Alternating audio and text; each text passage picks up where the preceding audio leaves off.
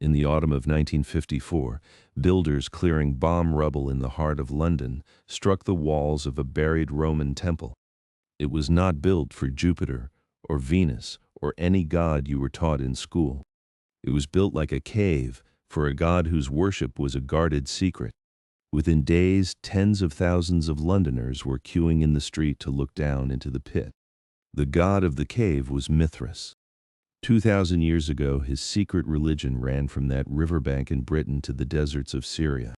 And for 2 centuries, his cult was a serious rival to another young faith growing in the very same cities. The faith of Christ. You may already know the famous claim that Mithras was born of a virgin on the 25th of December, that he had 12 followers, that he died and rose again, and that Christianity simply stole its story from him. Before this night is over, we will hold that list up against the ancient sources, line by line. Almost none of it will survive. And what survives instead is far stranger. Tonight, we go down into the cave of the secret god. That London temple is not a rarity. It is one of hundreds. Archaeologists have traced the cult of Mithras from roughly the late 1st century of the Common Era into the 4th, and its chapels surface wherever the empire went. On the Rhine frontier, along Hadrian's Wall, in the port cities of Italy and the garrison towns of Syria. The pattern of who joined is just as telling. The dedication stones name soldiers, customs officers, imperial slaves and freedmen, small officials, working men of the empire's machinery. Almost never aristocrats. And as far as the evidence shows, never women. This was a religion of the barracks and the counting house, passed hand to hand like a password. But here is the strange thing about all that stone. The cult left us almost no words. No scripture survives, no prayer book, and no myth written down by a believer. Everything we know comes from the temples themselves, their carvings and their painted walls, and from the hostile remarks of outsiders, including Christian writers who loathed what they saw in the caves. A religion we can hold in our hands and cannot hear. So the only way in is to read the rooms themselves. Let us go down then and stand inside one. A temple of Mithras is called a Mithraeum, and it is unlike almost any other sacred space in the ancient world. It is small, it is underground, or built to feel underground. It is deliberately made to resemble a cave.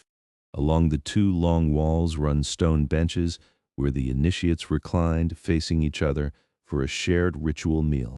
At the far end stands the altar, and above it, the great central image. There are no crowds here. A Mithraeum held perhaps a few dozen people at most. This tells us something crucial. Mithraism was not a public religion. The Romans had grand temples open to the city, with processions and sacrifices anyone could watch. Mithras had none of that. His worship was hidden, intimate, and secret. You did not attend it as a spectator. You were initiated into it in a small band of men in the dark. We are not guessing at this. Archaeologists have excavated these temples across the empire. At the Roman port of Ostia alone, near the city, many mithraea have been found. At a frontier town called Dura Europos in Syria, an entire painted Mithraeum survived, its images still on the walls. Beneath one of the great basilicas of Rome itself, the Church of San Clemente, you can still climb down, level by level, into a Mithraeum buried under the Christian floors. The rival faiths are stacked, literally, one on top of the other. And that image, the cave beneath the church, is the whole story in miniature. Hold it. We will come back to what it really means. Now look up at the image above the altar, because this is the heart of the entire cult and one of the strangest icons of the ancient world. It is called the tauroctony, which simply means the bull slaying, and it appears, with remarkable consistency, in Mithraeum after Mithraeum across thousands of miles. The same scene, again and again.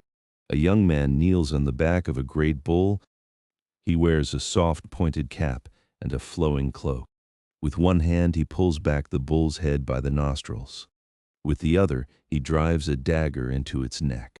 And he looks away as he does it, his face turned back over his shoulder, almost sorrowful. Around this central act, a cast of creatures. A dog and a snake leap up toward the wound. A scorpion grips the bull from below. A raven perches nearby. And often in the upper corners, the sun and the moon look on. What does it mean? Here is the honest answer. We do not fully know. The cult kept its teachings secret and left us almost no written explanation. We have the image everywhere and the words almost nowhere. So scholars have had to read the picture itself, like a sentence in a lost language. And the most influential modern reading is genuinely surprising.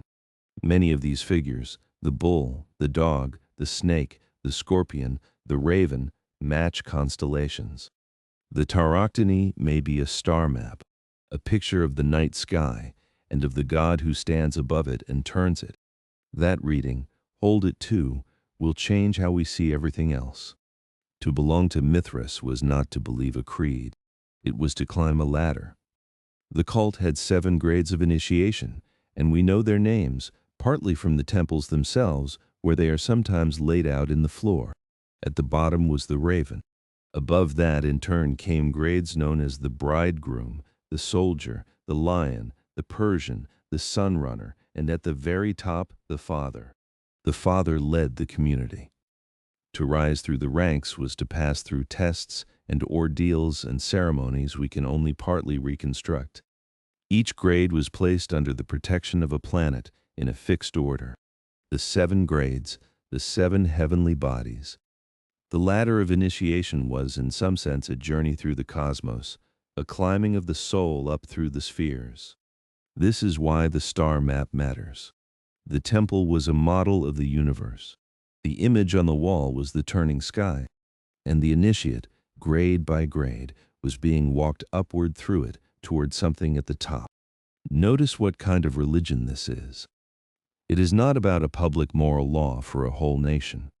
It is about the personal transformation of the individual initiate, a secret knowledge revealed in stages that promise to change you and perhaps to carry your soul safely through the heavens. Keep that promise in mind, because it is exactly the hunger that another new faith, spreading through the very same cities, was also trying to feed.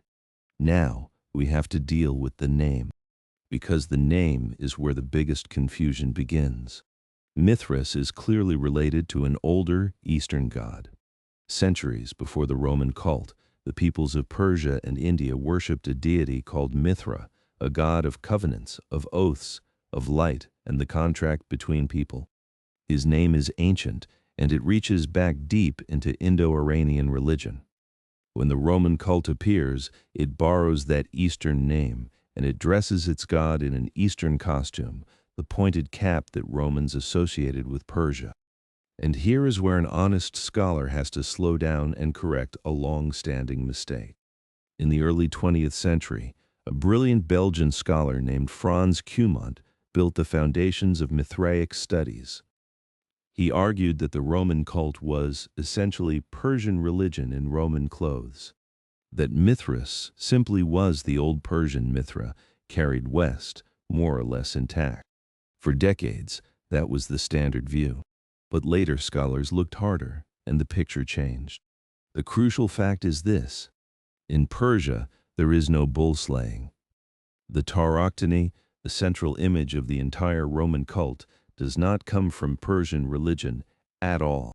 The 7 grades, the cave temples, the star map, these are not features of the Eastern Mithra.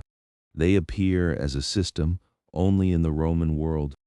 So the modern view, argued by scholars like Roger Beck and Manfred Claus, is that Roman Mithraism was essentially a new creation, a Roman religion invented within the empire that borrowed an ancient and impressive Eastern name to clothe something genuinely new. The name is old. The cult is Roman. And once you see that, the question of who copied whom starts to dissolve. Here is the turn, the moment the whole familiar story inverts. The popular claim is that Christianity stole its core from Mithraism. People will tell you that Mithras was born of a virgin, on the 25th of December, that he had 12 followers, that he was crucified and rose after 3 days, and that the Christians simply copied all of it. Almost none of that is true. Look at what the actual evidence shows. Mithras was not born of a virgin. In the cult's own imagery, he is born from a rock, emerging fully grown from solid stone. He was not crucified, and there is no early account of him dying and rising at all. The list of 12 followers, the December birth, the resurrection after 3 days, these details are not found in the ancient sources for Mithras. They were added much later by modern writers who already knew the Christian story and read it backward onto the fragments of the cult. The parallel was manufactured in the last few centuries, not discovered in the ancient world. And the timing makes the simple copying theory almost impossible. The Roman cult of Mithras and the Jesus movement arise at very nearly the same time in the late 1st century. They grow up side by side. One did not have centuries to shape the other in secret. They are siblings, not parent and child. So why do the real parallels exist at all? The sacred meal of bread and wine, the sense of a saving figure, the promise of new life. The answer is the deepest part of this story. Both faiths were drinking from the same well. The Roman world was full of mystery cults that offered initiation, secret knowledge, a shared sacred meal, and the hope of a soul saved and carried beyond death. Mithraism was one such answer. Christianity was another. They resemble each other not because one robbed the other, but because they were born into the same world and reached for the same human longings with the materials that world handed them both. So if Mithras was so popular, why did he lose and Christ win? Part of the answer is built into the cult itself. Mithraism, as far as we can tell, admitted only men. It spread through the army and through networks of officials and merchants. That made it strong in certain places, but it also walled off half the population and most of family life. Christianity, by contrast, opened its doors to everyone. Men and women, slave and free, rich and poor, whole households at once. And Mithraism kept its secrets. Its truths were revealed only to initiates, grade by grade behind closed doors.